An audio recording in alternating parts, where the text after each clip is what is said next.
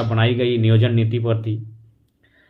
10वीं 12वीं पास को आधार मानकर जो नियोजन नीति बनाई गई थी उसे माननीय उच्च न्यायालय ने आज रद्द कर दिया है। उच्च न्यायालय के फैसले का सम्मान है, किंतु आज झारखंड राज्य के तमाम युवा, पढ़ने वाले छात्र अपने फ्यूचर को लेकर आश्वस्त नहीं है।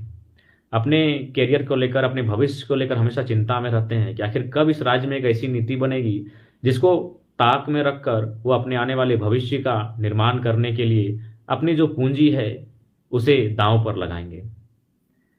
क्योंकि इससे पहले माननीय रघुवर दास जी की सरकार थी, उन्होंने शायद एक नीति बनाई थी कि जो यहाँ से जन्म लेगा, इसी टाइप की कुछ नीति थी। अगर उस पर हम थोड़ी सी चर्चा करें तो उस नीति को भी अगर थोड़ा सा संज्ञान में लेगा तो किस प्रकार एक भद्दा और मजाक की नीति थी कि जो झारखंड में जन्म लेगा उसे अगर झारखंडी माना जाए तो उस हिसाब से किसी का जन्म ट्रेन में, किसी का एरोप्लेन में, किसी का अस्पताल में होता है तो क्या वह उस अस्पताल का हो जाएगा या फिर वह अस्पताल उस बच्चे का जो जन्म लिया हो।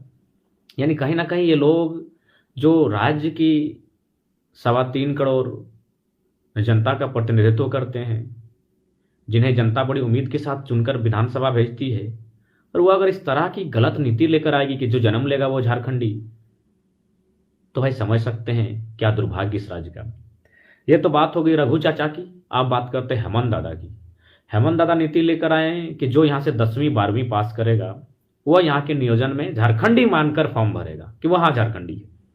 सबसे पहली बात, यह नीति भी दुर्भाग्यपूर्ण है, क्योंकि यही हमारे बगल के एक हमारे मित्र हैं महेश दुबे जी, तातरी पंचायत के हैं, वो शायद मदेडी पंचायत से हैं, और उन्होंने अपने मामा घर से 12th पास किया है। उनका मामा घर बिहार पड़ता है, तो इस हिसाब से तो वो झारखंडी नहीं गिने जाएंगे। हमारे एक साथी हैं महतो जी, जिनका मामा घर पुरुलिया है, शायद बंगाल के क्षेत्र में, और उन्होंने शायद 10वां पास किया है बंगाल से, तो उस हिसाब से वो झारखंडी नहीं होगा। हमारे कई ऐसे गिरिडीह के साथी हैं, गिरिडीह के अभिभावक हैं, जो आज बहुत वर्षों से महाराष्ट्र में रहते हैं और अपने बच्चों को महाराष्ट्र में पढ़ाया भी है, 10वीं पास करवाया है, 12वीं वहाँ से पास करवाया है, तो क्या वहाँ वे मराठी कहलाएंगे? नहीं कहलाएंगे। और वे तो झारखंडी भी नहीं कहलाएंगे, क्योंकि 10वीं पास वो झारखंड से नहीं कर रहे हैं, यानी वे लोग तो झारखंड के भी नहीं रहे ना। तो किस प्रकार एक मजाक की नीति आप लेकर आते हैं कि जो 10वीं 12वीं पास करेगा। बहुत सारे ऐसे स्टूडेंट हैं जो झारखंड के होकर अन्य राज्यों से 10वीं 12वीं पास किए हैं, यानी आपके हिसाब से झारखंडी नहीं हुए। और बहुत सारे ऐसे स्टूडेंट हैं, अनगिनत नहीं, खैर गिनती हो जाएगी, बहुत सारे ऐसे स्टूडेंट हैं जो झारखंड में आकर 10वीं 12वीं पास किए हैं लेकिन यहाँ के नहीं है, मामा घर में, मौसी घर में, तो कोई रिलेशन के यहाँ रहकर मैट्रिक अथवा 12th पास किया है, तो क्या वे झारखंडी हो जाएंगे 10वीं और 12वीं पास नीति के आधार पर? तो कहीं ना कहीं माननीय मुख्यमंत्री महोदय, बहुत समय की बर्बादी हो रही है। ऊपर से सुनने में आया जिस वकील को आप डिफेंड करने के लिए लाए थे, कोई मोहतगी करके हैं श्रीमान, बहुत जानकार वकील हैं, सुनने में आया उनकी फीस 30 लाख रुपए है प्रति सुनवाई, यानी सुनने में आया 4 या 5 सुनवाई, यानी 1.5 करोड़, 1 करोड़ 20 लाख से 1.5 करोड़ के आसपास आप एक गलत नीति को बचाने में खर्च कर चुके हैं राज्य का, जैसा कि मुझे जानकारी है। पता नहीं मेरी जानकारी कितनी सत्य है, लेकिन सुनने में आया है उनकी फीस 30 लाख के आसपास है, 4-5 सुनवाई हो चुकी है। तो आप किस सरकार पर ये पढ़ने वाले छात्र उम्मीद करेंगे? कहाँ जाएंगे? अपने भविष्य की गारंटी किससे मांगेंगे?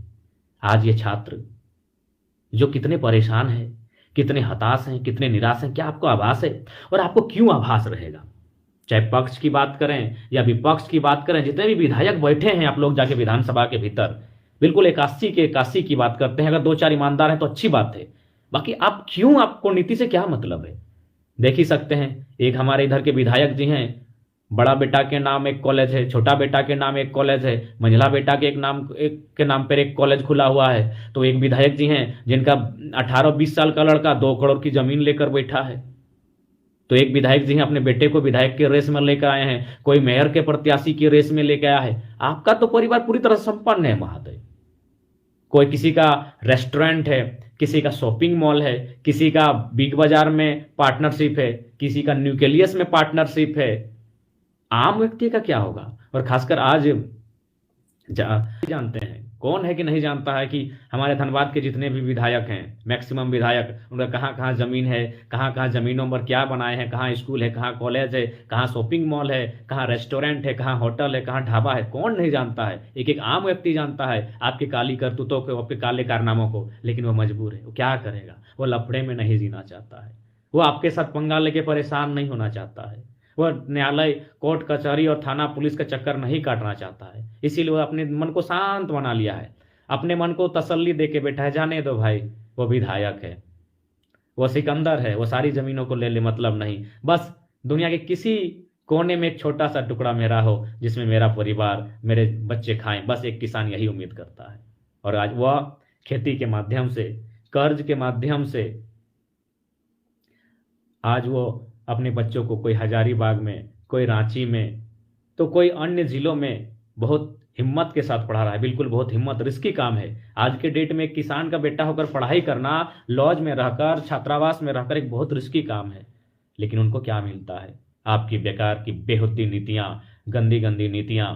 आपका क्या है? आपका तो अब बिल्कुल मुख्यमंत्री महोदय को सीधा कहना चाहेंगे, आपका बच्चा का क्या उम्र है हम लोग नहीं जानते हैं, उनके लिए दुआ करते हैं। आप तो खैर हमारे लिए बद्दुआ ही कर रहे हैं, कर नहीं रहे, लेकिन हमारे लिए अभिशाप, जो भी आपकी नीतियां हैं हमारे लिए अभिशाप बन रही हैं, हमारे लिए बदहाली के साथ आ रहे। तो आपके जो भी बच्चे हैं माननीय मुख्यमंत्री महोदय, उनके लिए हम दुआ करते हैं, उनका भविष्य उज्जवल हो। लेकिन एक बात कह देंगे, पता नहीं आपका बच्चा कितना है, क्या जानता है, नहीं जानता है, लेकिन एक दिन वो विधायक बन जाएंगे, आपके बच्चे विधायक बन जाएंगे। और हमारे छात्र, हमारे पढ़ने वाले युवा, उनको यह भी आश्वस्त नहीं है कि अपनी BTech, MTech, MBA, BCA, CCA, engineering, medical, अन्य डिग्रियां लेने के बाद वो एक छोटी सी थर्ड ग्रेड, फोर्थ ग्रेड की नौकरी को भी डिजर्व कर पाएंगे कि नहीं। उनके सामने बहुत बड़ा प्रश्न है।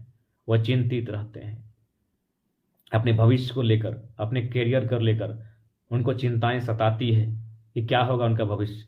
लेकिन कौन उनकी सुनेगा? सब तो मजे में है। भारतीय जनता पार्टी की सरकार, उसको भी देखा, और झारखंड मुक्ति मोर्चा की सरकार, गठबंधन की सरकार, सबको देख रहे हैं। भाजपा के साथ आजसू, जमीन के साथ कांग्रेस। केवल और केवल आप अपने बच्चों के भविष्य का निर्माण कर रहे हैं। बिल्कुल, इसमें कोई दो राय नहीं है। कौन नहीं जानता है झारखंड के नेताओं के बारे में? कौन नहीं जानता है झारखंड के नेताओं के बारे में? सब जानता है आपका कहाँ जमीन है, कहाँ लीगल वाइफ के नाम पे जमीन है, कहाँ इलीगल, सब पता है, सबको पता है। लेकिन क्या करेगा?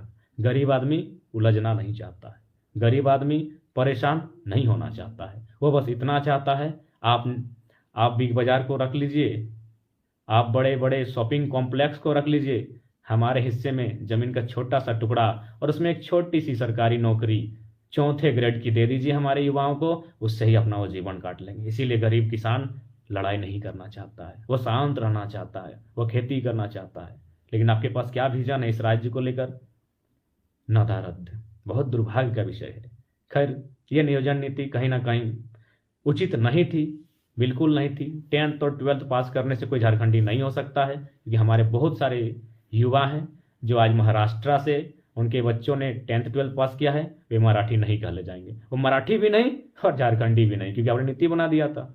तो आज सीधा सा आपके पास रोड मैप क्या है, आपके पास प्लानिंग क्या है इस राज्य को बचाने का? मान के चले अब तो नीति नहीं हमारे पास, अब नियुक्ति आप कैसे करेंगे? कोई तो नीति होनी चाहिए। अब कैसे आप नीति बनाएंगे? सबसे बेहतर होगा बैठिए, वास्तव में अगर राज्य के बारे में सोचते हैं तो आपके जितने मंत्रिमंडल के लोग हैं, बैठिए, उनसे बात कीजिए कि कैसे राज्य का संरक्षण किया जाएगा, कैसे बाहरी राज्यों के अतिक्रमण को रोका जाएगा, कैसे इतने बड़े बड़े उद्योग की जो स्थापना हो रही है, उद्योगपति जबरन जमीनों को छीन रहे हैं, मौत के मुंह में जनता को ढकेल रहे हैं, उस पर कैसे रोका जाएगा, कैसे रोकथाम होगा, इस पर चर्चा कीजिए।